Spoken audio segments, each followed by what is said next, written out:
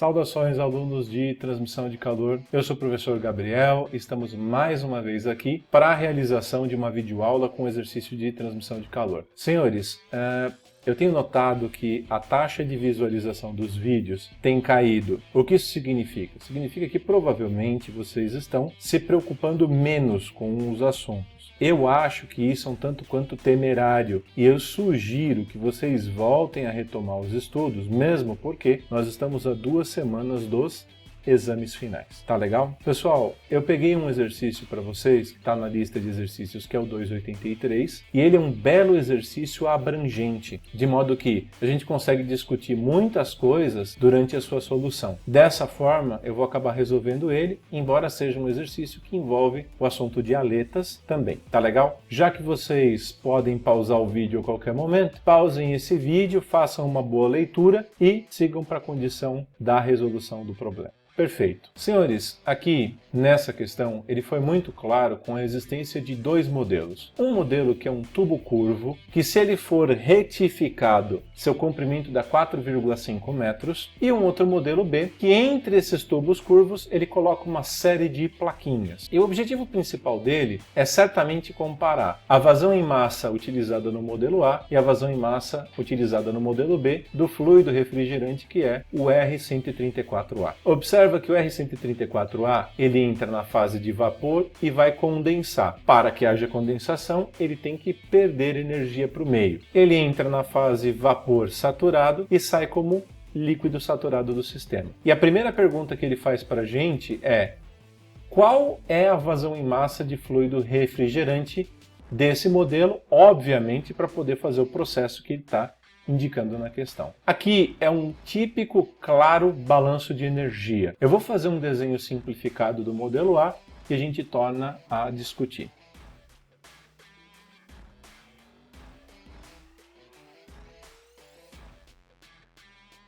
Cuidado que eu usei sem querer a denominação vapor, mas vapor só pode ser usado para água, tá legal? Então o seu R134A está na forma gasosa, tá legal? E vai condensar no processo.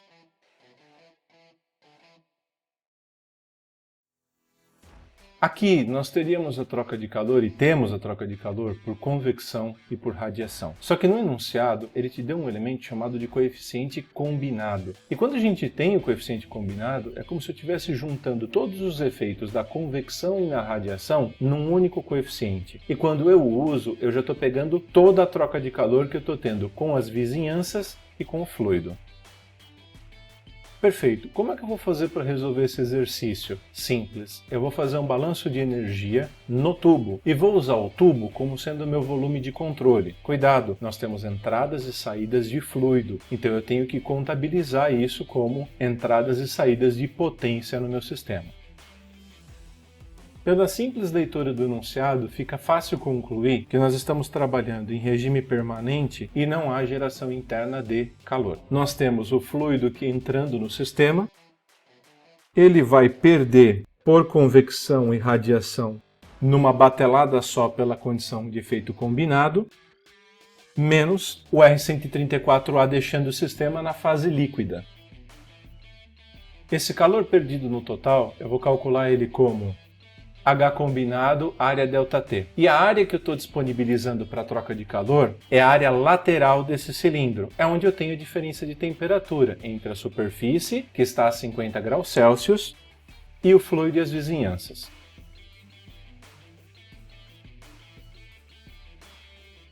As entalpias são conhecidas da tabela termodinâmica que ele te deu. Aqui da tabela termodinâmica, a gente tem a entalpia da fase líquida e a entalpia da fase gasosa desse meu R134A na pressão de escoamento. Então observa que ele me deu os valores e eu consigo calcular a vazão em massa. Antes que alguém se pergunte das vazões em massa, como eu estou em regime permanente, é um tanto quanto óbvio imaginar que a vazão em massa de entrada é obrigatoriamente igual à vazão em massa de saída do R134A. Fazendo a substituição no balanço de energia,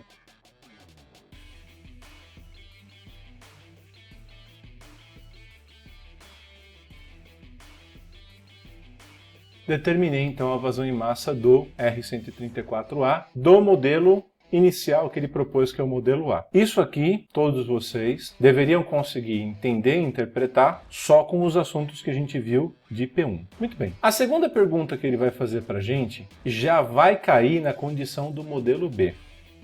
Ele quer saber a taxa de transferência de calor por uma placa de cobre do modelo B.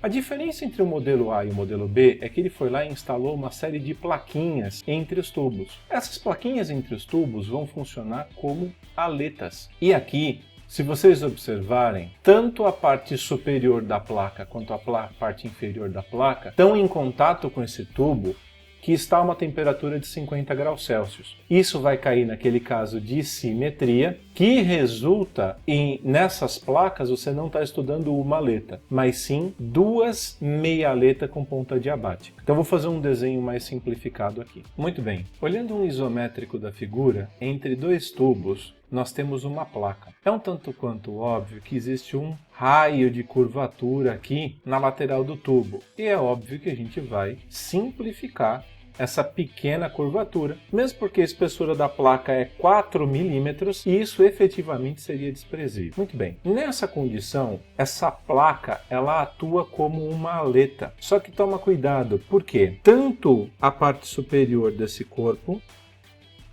quanto a parte inferior desse corpo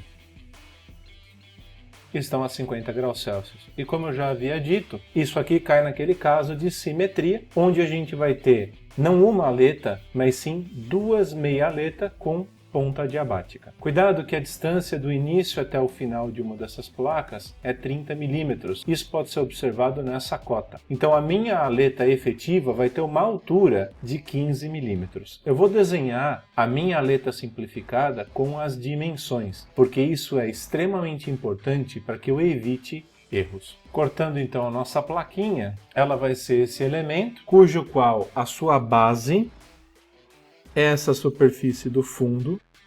Observa que a distância da base até a ponta efetiva dela são 15 milímetros, a placa toda tem 30. A ponta é considerada como ponta diabática por causa da simetria. Essa medida de comprimento, observa que eu posso olhar no desenho, seria a distância dessa linha até essa, que são 500 milímetros.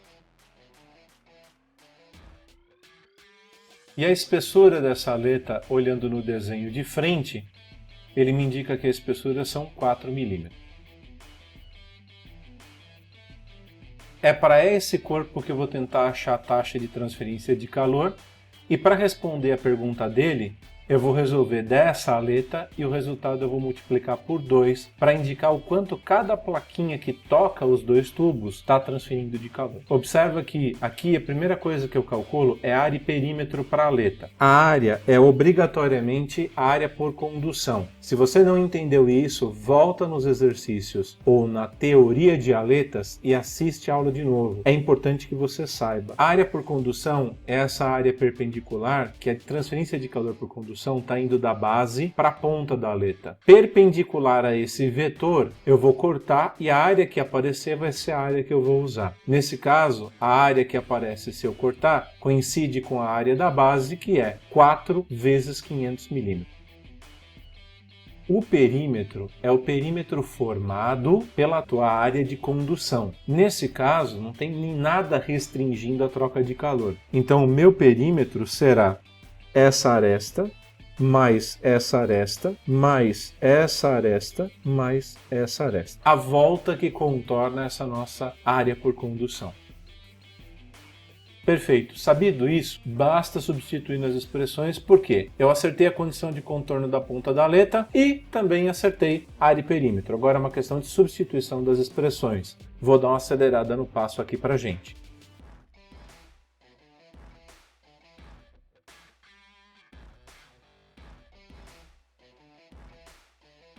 Por uma aleta com ponta diabática, a expressão do formulário se resume a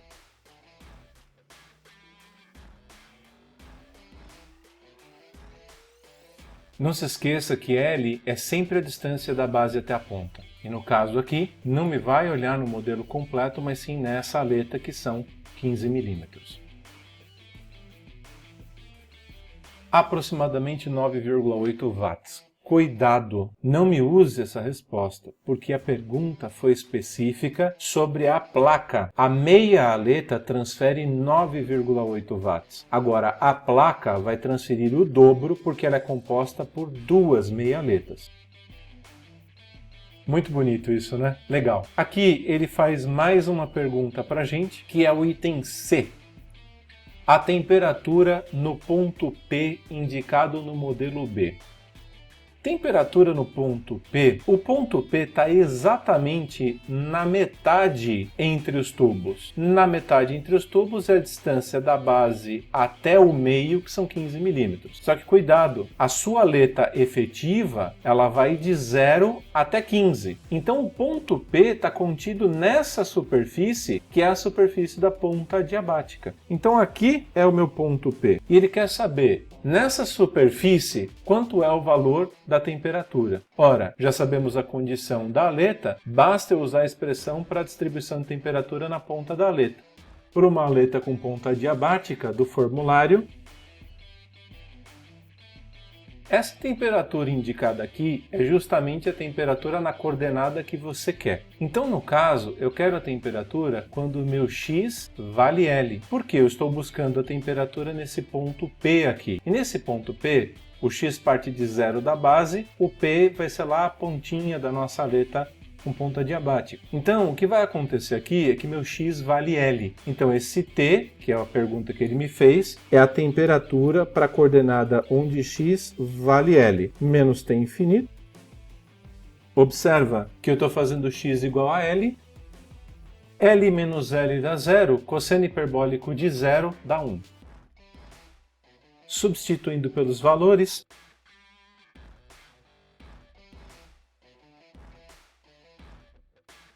ora, variou muito pouco. 49,9 da base até a ponta variou 0,1 grau. Ora, o que isso significa? Significa que a gente está com uma eficiência da aleta bem elevada. Isso normalmente acontece quando a nossa aleta é bem pequenininha, que é o caso. 15 milímetros é relativamente pequena para essa forma geométrica.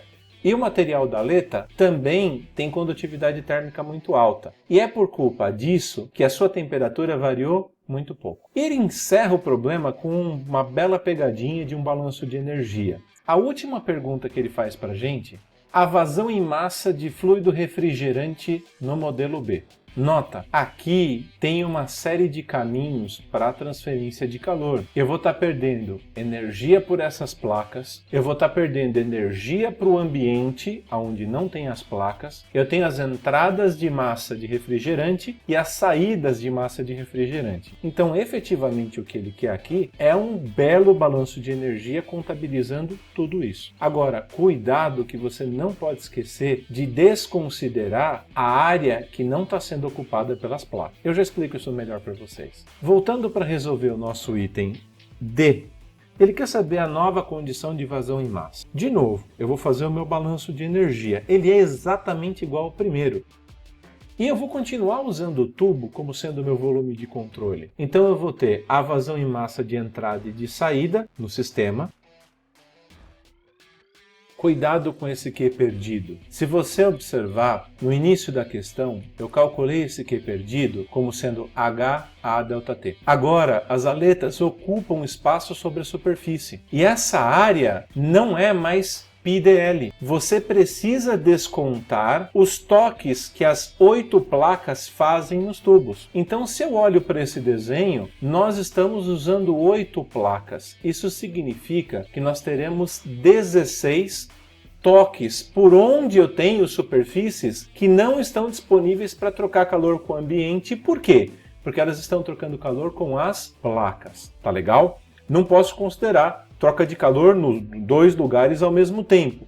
Então essas placas ocupam espaço e o que eu estou perdendo pela placa é exclusivo da placa. Então quando eu olho para esse Q perdido, você vai calcular ele como HA∆T, só que a área, toma um certo cuidado, que você vai ter que descontar os toques que eu tenho dos elementos. Então nota que num tubo, tanto essa área quanto essa, por uma placa, eu não vou estar disponibilizando ela para trocar calor direto por convecção HA∆T. Legal? Além disso, nós ainda temos mais energia sendo perdida. Por quem? pelas placas. Então, nós usamos 8 placas, então menos o que foi perdido pelas placas. Isso tem que ser igual a 0. Vezes, né, o quanto foi perdido pelas placas, se eu quiser, eu posso falar que foi o quanto foi perdido por uma placa, vezes 8. Pronto. Isso aqui é o total perdido pelas placas. Bonito isso, né? Então vamos fazer a substituição aqui e calcular efetivamente essa vazão em massa.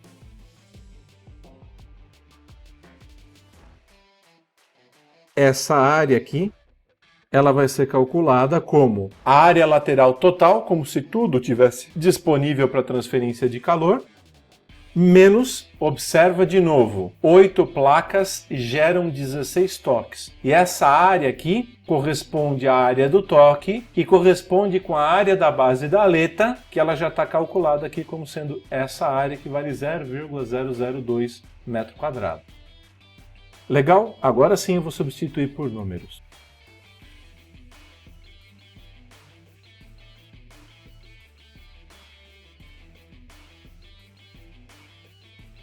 Fechado. Aproximadamente 1,5 gramas por segundo. Nota em que trabalheira. Esse problema ele envolve muitos conceitos. Cuidado, você não pode atribuir para uma superfície, ela está simultaneamente trocando calor a mesma superfície que está ocupada pela aleta e por convecção e radiação com o meio. Então, toda vez que você faz o balanço de energia, você vai ter caminhos para a troca de calor. Cuidado com isso. É uma bela questão, hein? Ó, na lista tem um monte dessas questões, beleza? Pessoal, sei que estamos nesse momento, espero que vocês estejam extremamente bem. Eu estou aqui para ajudá-los. That's all, folks, e tchau!